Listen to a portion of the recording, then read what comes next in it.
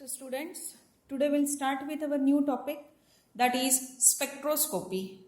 Now in this spectroscopy, we are going to study X-ray spectroscopy, mass spectroscopy and radio analytical techniques. So one by one we'll start that.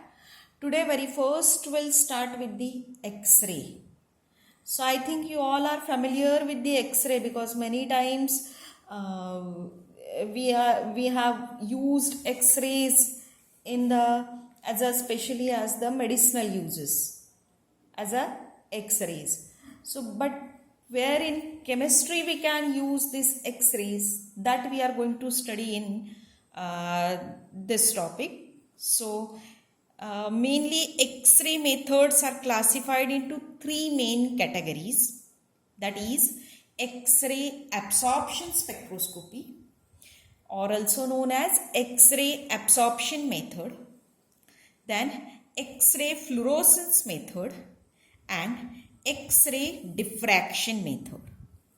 So very first we'll discuss little about the X-ray absorption method.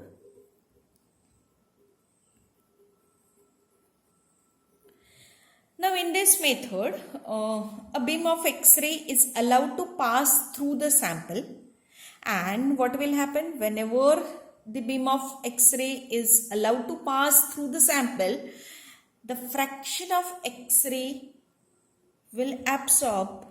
So how much amount of X-ray is absorbed, that is proportional to the concentration of absorbing substance. So similar to that of your UV visible spectroscopy. So this method is useful in certain cases only, like elemental analysis, thickness measurement, etc.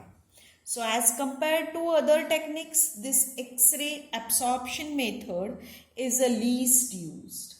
Now next I have told you is X-ray fluorescence method.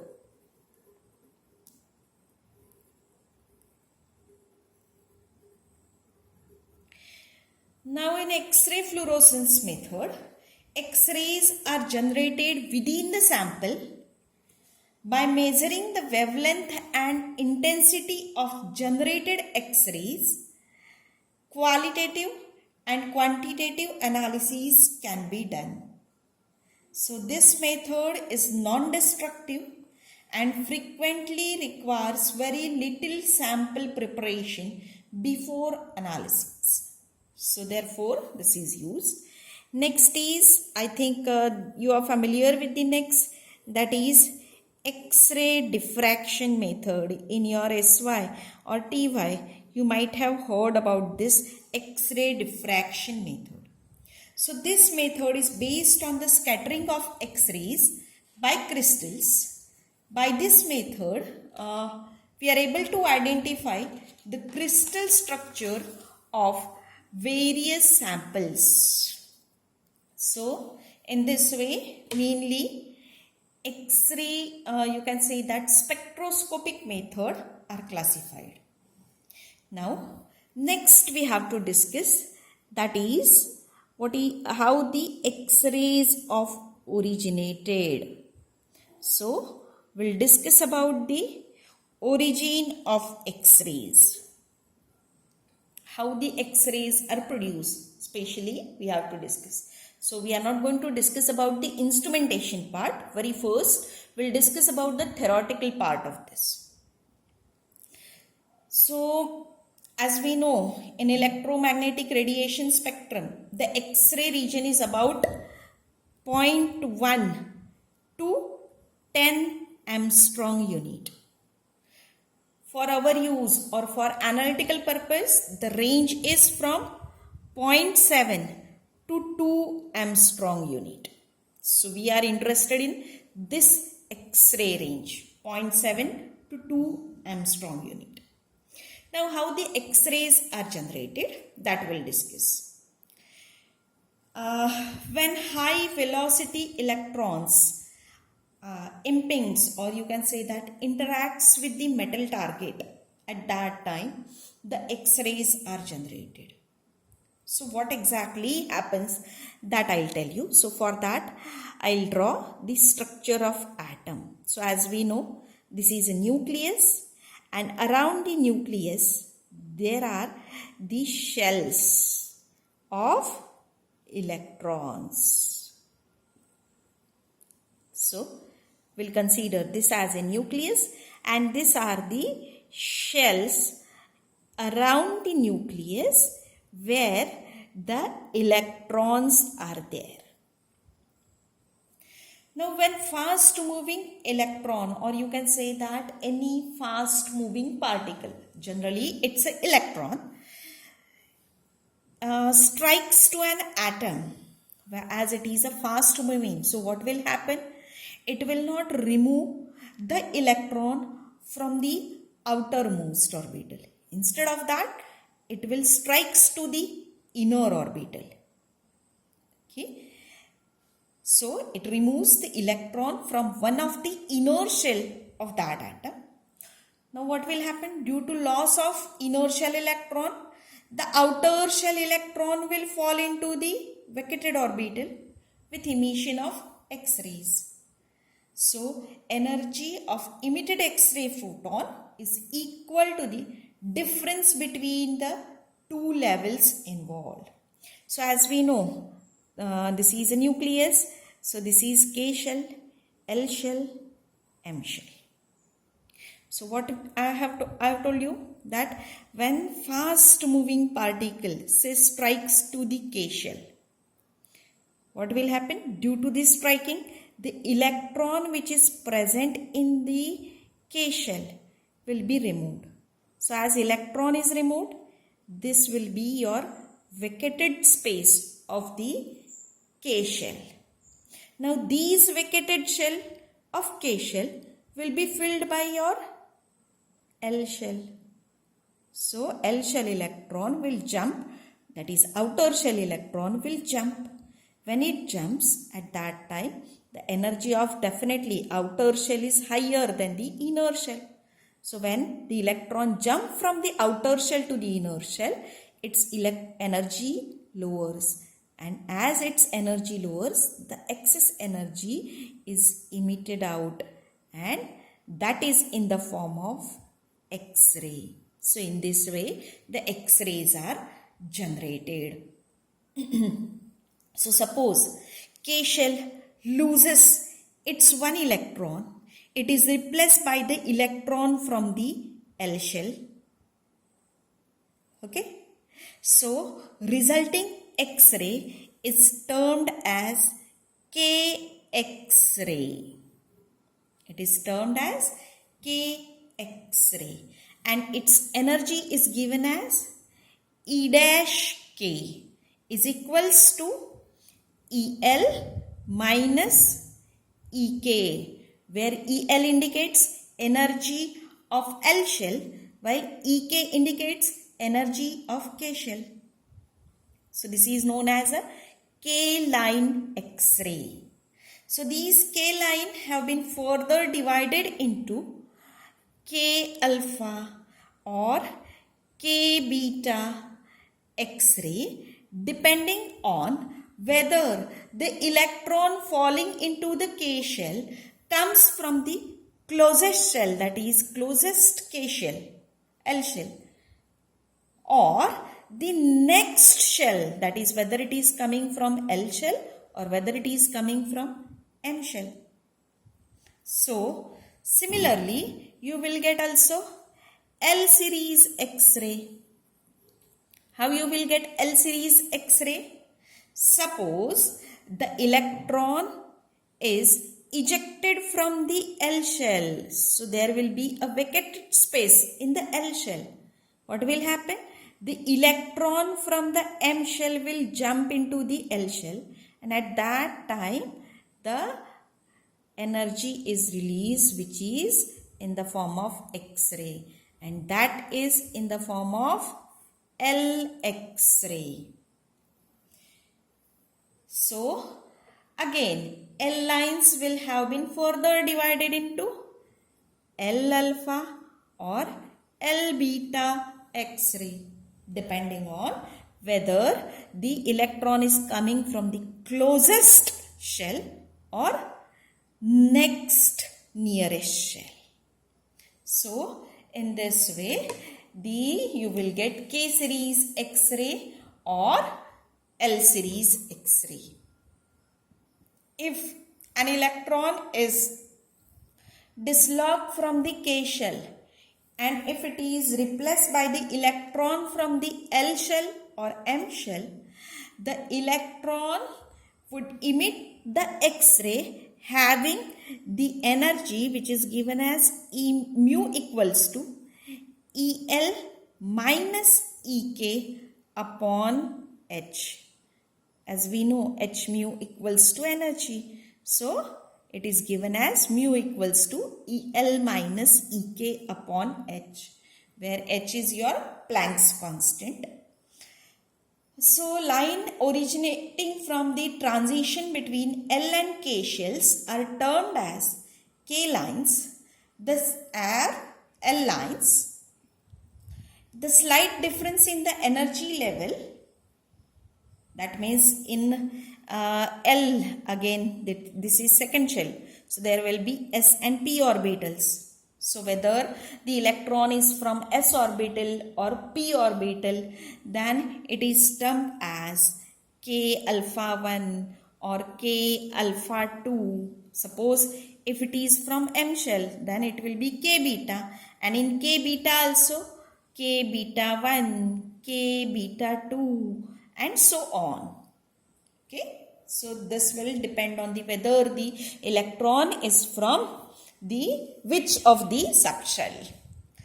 During the First World War, Henry Moseley recorded the spectra of the element, and from his work he put forward an equation which gives you relation between the atomic number of the element and wavelength of emitted X-ray, and that is given as C lambda equals to A into Z minus sigma square, where C is speed of light, lambda is wavelength of X-ray, A is a constant, sigma is also a constant which depend on these series of line, and Z is a atomic number of that element.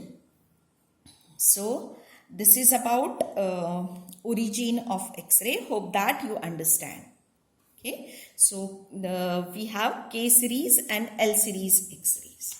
Now next we have to discuss, that is related to the interaction of X-rays with matter.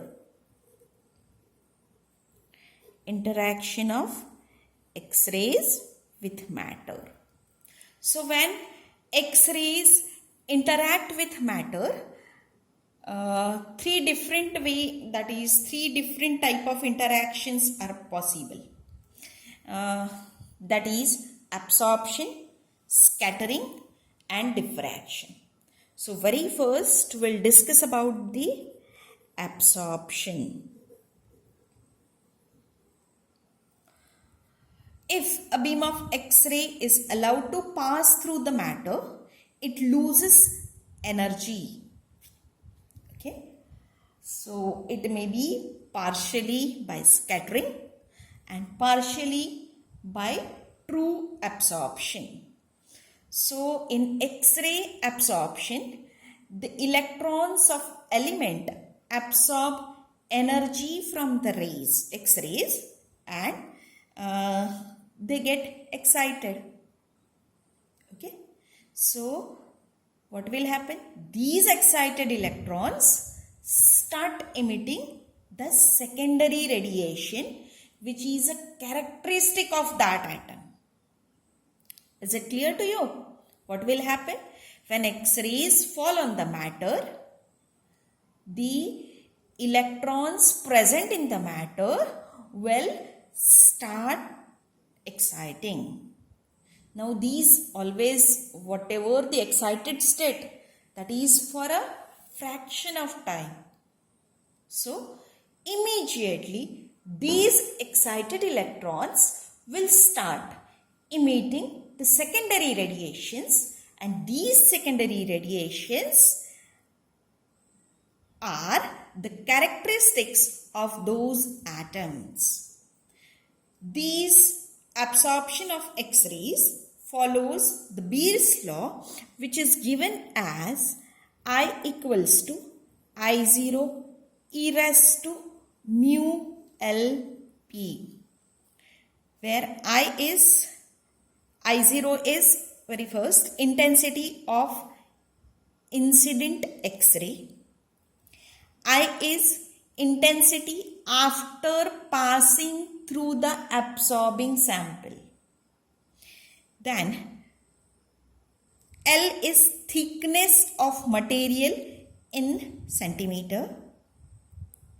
P is density of absorbing material in grams per centimeter cube, and mu is nothing but the mass absorption coefficient, which is given in centimeter square per gram.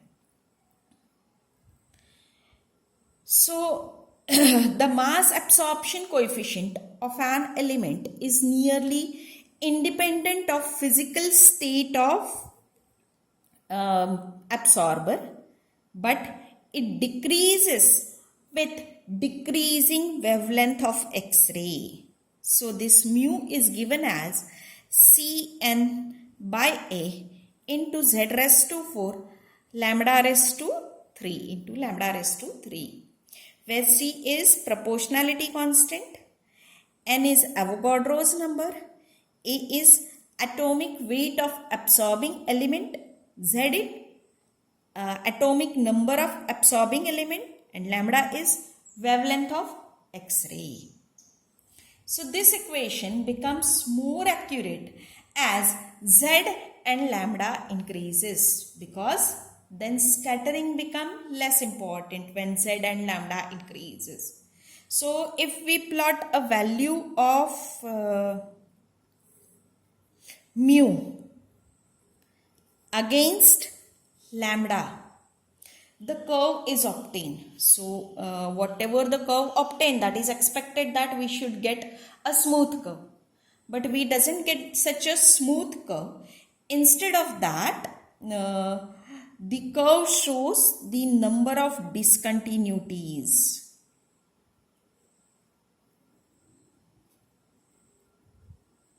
So such type of discontinuous curve is obtained. So which is known as, these discontinuities are known as absorption edges, which occurs at definite wavelength for each element. So at this wavelength, the energy of X-ray beam is sufficient to cause ejection of electron from the lower atomic orbital, and therefore mu value suddenly rises. Okay, so you can see this discontinuities. The extent of absorption by a given element depend on the number of atoms of the element in the path of X-ray, but it is independent of physical and chemical state of element.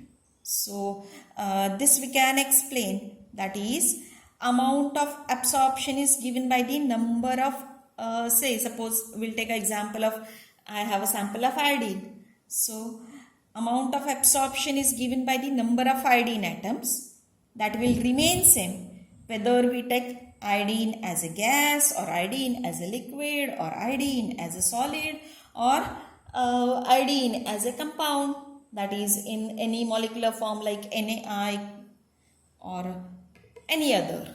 So it depends on the number of iodine atom. So this is a speciality of your absorption. Now next we have to discuss, that is about the interaction, that is scattering and diffraction. So scattering forms the base of diffraction. So we'll consider this together. When a beam of X-ray is incident upon the substance, the electrons, that is the electrons will become as a oscillator, they will start oscillating. So these when these oscillation are at the same frequency as that of a incident X-ray, they emits electromagnetic radiations in all direction at the same frequency as that of a incident one.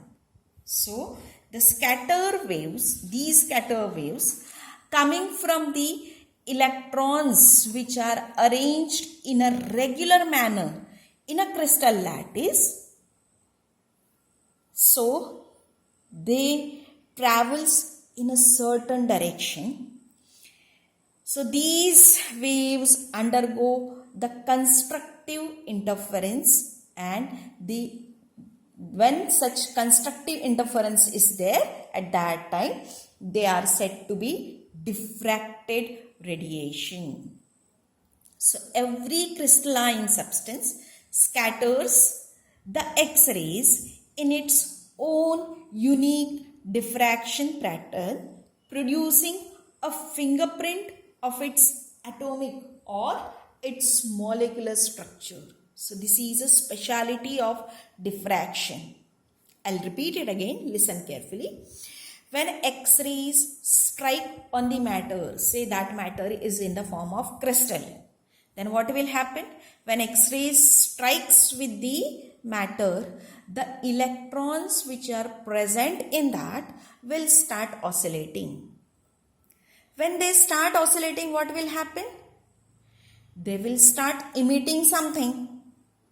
When their emission energy, or you can say that emitted radiation, are of same energy as that of incident radiation, at that time they produces some pattern. That means they will start emitting X-rays. Now these X-rays are coming from the particular, you can say that, places. So they will make a particular diffraction pattern which is a identity of that crystal, or which is a fingerprint of that atomic structure or molecular structure.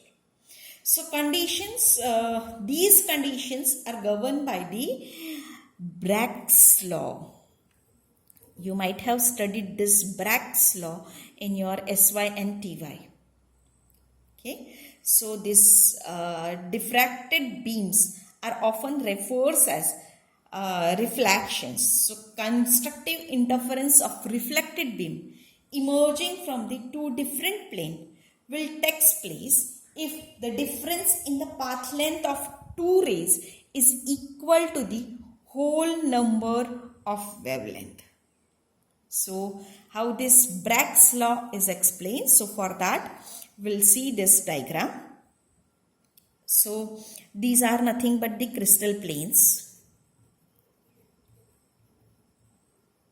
So this 1, 2, 3 I have shown the crystal planes.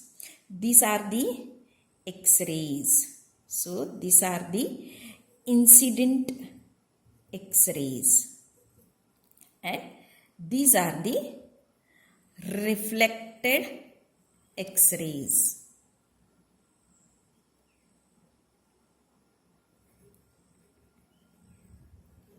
So these are the reflected from the crystal planes. So these are the crystal planes. So we'll consider that this is first X-ray which strikes the crystal at A, or you can say that first plane of the crystal at A. This is the second X-ray which is parallel to the first one, which strike the crystal plane, second crystal plane at B. From A and B, these X-rays get reflected. Okay. Now, this is a path difference between the two parallel X-ray, and that path difference is equal to CB plus BD. So what I have done? I have this as a normal. I have drawn the perpendicular line from the A on the incident X-ray. Second incident X-ray. I have drawn the second perpendicular on the reflected X-ray from the A. So, I'll get this as a right angle triangle. Right angle triangle ACB.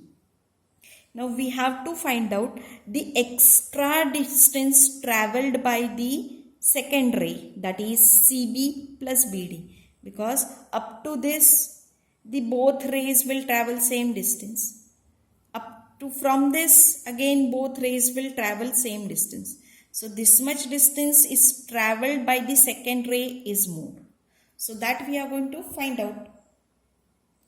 And what your Bragg's law tells, if this extra distance is a whole number multiple of lambda or whole number multiple of wavelength, then your Bragg's law will be satisfied.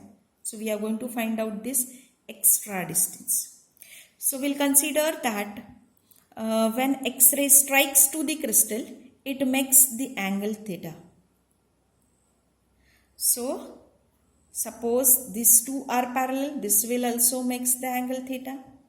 This plus this will be equals to 90 plus theta, and hence this angle will be equals to theta, that is angle BAC will be equals to theta. We'll consider the distance CB is equals to L, as CB is L, BD is also L, because these two are the same one. Now we'll consider the triangle ABC. We'll consider triangle ABC. Now in this triangle ABC, sin theta is equals to distance BC by distance AB. So that is equals to L upon D. L upon D. This path difference we have considered as a D. So, therefore, we can write L equals to D sin theta. Bragg's law tells us that C plus BD is equals to n lambda. So, C plus CB is L, BD is L. So, CB plus BD is equals to twice L. So, we can say that n lambda is equals to twice L. But as we know, L is equals to D sin theta. Hence, n lambda equals to 2D sin theta. So, thus equation for the Bragg's law is verified. So, next part of this is instrumentation that we'll discuss in next lecture.